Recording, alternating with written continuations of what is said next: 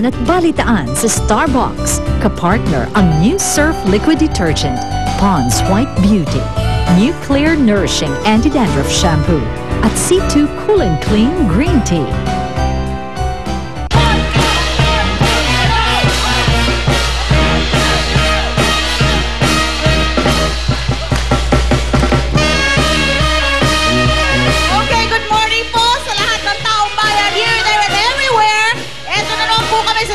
Nagbubukas na naman dito sa Barangay 576, Sampaloc, Manila.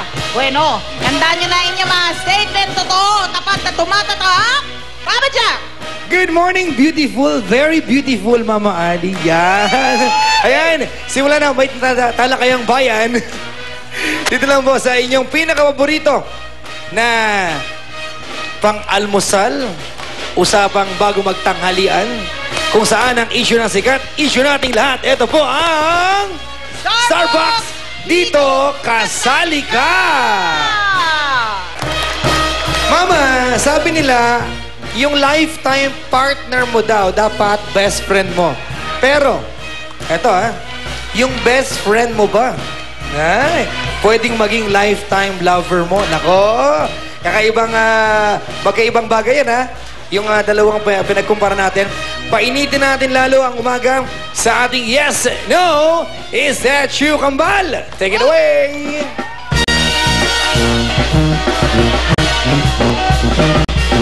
Ano ang laman ng isip mo? Ano ang bulong ng puso mo? Yes! No! Yes! No! Yes! No! Is that you? Okay, tanong! Ang friendship, over na ba pag umamin si best friend sa'yo na type ka niya? Nikki, anong sagot? Friendship, over na ba pag umamin yung best friend mo na type ka niya? Hindi po. Hindi. Hindi ka maiilang? So, hindi over. Bakit? Kasi pagdating naman sa love, walang kung sino-sino, di ba? Best friend mo man yan o hindi. Kilala mo man yan, hindi. Pag love, tandaan nyo. Hindi nyo kayang tigilan. Oh! Papa Jack! Talaga naman. Ang daming alam. Basta pag love life, mga bata talaga na. Ang tanong, kung matagal mo ng kabarkada, mas malaki ba ang tsansa na ma-inlove ka sa kanya? May barkada ka bang lalaki? Marami po. Tuwan-tuwa ka. Ang dami Ilan din yung naging boyfriend mo ng Isa lang. Kayo pa rin? Hindi na. Kung nanonood siya. Nasira ba yung friendship niyo dahil sa relasyon ninyo o tama lang naging kayo noon? Hindi, mas naging intact pa yung friendship namin. Ha, ganun? Magkaibigan na ulit kayo ngayon? Oo naman. Mama! Okay, may tanong si Mama Ali.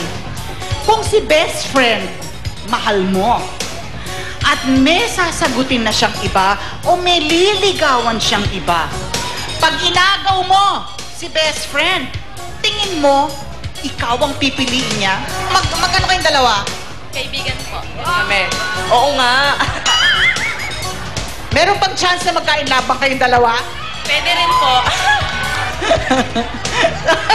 Pakita ka ng look. Anong tingin? Sigurado ka may posibilidad? Opo, sigurado. Waiting ka. Okay, yung tanong natin, may best friend ka, may liligawan iba, mai-inlove sa iba, mahal mo yung best friend mo. Tatangkain mong agawin. Ikaw kaya ang pipiliin niya, yes or no? Siyempre ako po kasi meron po kami pinagsamahan. Bali, sa akin po siya nagtitiwala. Grabe naman, napaka-violente naman tong violente tong relationship. Ano ba? Papa Jack! Bueno, napag-uusapan na nila ang kutob. May kutob ako, mama, halamang dagat yan. Oo. Nakita ko siya, naglalakad siya tuwid na tuwid yung anino kumikending mag-isa. Oh, Papa Jack!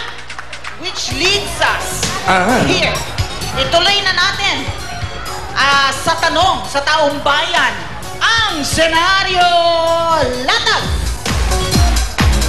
Best friends forever, best friends for life. Sanggang dikit. Parating nandyan, aakayin ka. Mabigat man ang pinagdadaanan. Pero paano pag sa best friend mo ikay na-develop? Lagot! Ang tanong sa taong bayan, dapat bang pigilan kung love mo na ang iyong matalik na kaibigan? Mama, Hoy, dapat mo bang pigilan kung love mo na ang iyong matalik na kaibigan? bakit natin pinag-uusapan to? Tanong, bakit mo pipigilan?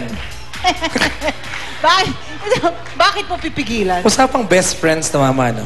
Oo Pero nga kasi eh. ako nabasa, best friends are the siblings or is the sibling that God did not give us. Kaya binigay niya as form of best friend. Ang tanong, hindi naman kayo tunay na di ba, na Hindi kayo magkadugo. magkadugo, pero kapaturingan. Pero pag minahal mo, dapat ba hintuan mo? Di ba? Ito yung love na hindi brotherly love. Oo. Yung talagang significant other. Bakit natin pinag-uusapan to? Yun ang tanong ko kanina eh. Kasi nangyayari! Ay, naku mama. Sa mga kabataan ngayon, Nangyayari sa kabataan, barkada mo, sabihin mong hindi mo na best friend. feeling ko Barkada mo, tapos lagi kayo magkasama. Bigla all of a sudden, isang umaga, nagising ka, magkasama kayo, pagtingin mo sa kanya, iba na nararamdaman Mama, feeling ko sa mga lalaki, feeling ko cover lang namin yung tawaging best friend yung girl para mapalapit kami. Ching! Opo, maraming lalaking ganyan, cover na lang namin na, uy, best friend tayo, pero may motibo ako na pag dumating ang panahon na kilala ko at alam ko na mga gusto mo, liligawan kita. No! May ganon? May ganon? Opo, totoo yun naman. Tingin ko naman, meron talagang platonic nag-uumpisa. Di ba? Yung talagang platonic, talagang friends muna. Alamin natin, mama, yung mga sinasabi ng mga taong bayan dito, Ano ang kanilang statement? hindi bawal, hindi ka mahirapan, makasama habang buhay ang best friend mo. May asawa na po ba kayo? Meron po. Yung po bang napangasawa niyo dati niyong best friend? Hindi po. Bakit po parang gusto niyo mapangasawa yung best friend niyo ng panahon? Eh, para habang buhay kang na hindi ka na mahirapan sa ugali ng asawa mo. Nagka-best friend po ba kayo dati? Oo. Mama, para sa kanya, advantage yun pag best friend mo. Kasi hindi kayo mahihirapang mag-adjust. Ano sabi niyan, mama? Dapat pigilan eh. Kasi para sa kanya, mas mahalaga pa rin ang pagkakaibigan. At pinakaingatan, samahan, kesa masira lang ng hidwaan at sakitan. Pwede pa rin kayo magmahalan bilang magkaibigan. At least, hindi kayo magkakasamaan ng loob. Tama! So bakit, pipigilan mo kahit nagkakainlaban na ang magbarkada, mag-best friend? Yes. Paano pipigilan? Ikaw ba nakaranas ka na ng ganito? Hindi pa po.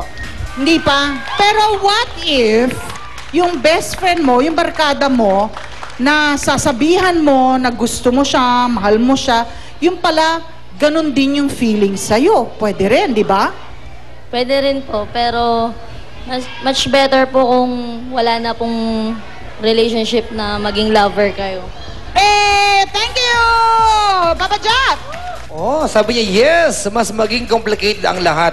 Iba ang love na maipapakita sa best friend at sa lover. Nagtatago siya, mama, oh. Hello po. Hello? Ay! Naku naman, si Julian. Hello po sa inyo Good morning. lahat. Good morning. Hindi ka may in love sa best friend? Ang actually, dito sa sagot ko, actually hindi naman sa bawal. Kasi, tulad nga nakasulat dito, mas magiging complicated yung lahat. Parang, magiging iba yung pagtingin mo dun sa best friend mo kasi awkward na eh. Dapat tigilan? Sa tingin ko. Paano? Mamaya alamin natin yan. Huwag mo muna sabihin sa amin. Hihimayin natin yan. Hihimayin natin, mama. Ayan. Exciting! Kasama na natin si Julian. Mamaya sa Pex Manan! Yung talkback mo rin, Papa Jack. Sino Yes, mga kasama mama. mo? Ayan, meron akong feeling mamaya. Yung balak i-confirm yung mga kutob na meron siya sa kanyang kaibigan niya. Nandito na naman yung ating lie detector machine. May isasalang na naman tayo Oo, dyan. mama. Napaka-effective sa managdang araw ito, ah. Oo, malaman natin kung nagsasabi ng totoo o hindi. Lahat yan sa pagbabalik ng Starbucks! Dito, kasali ka!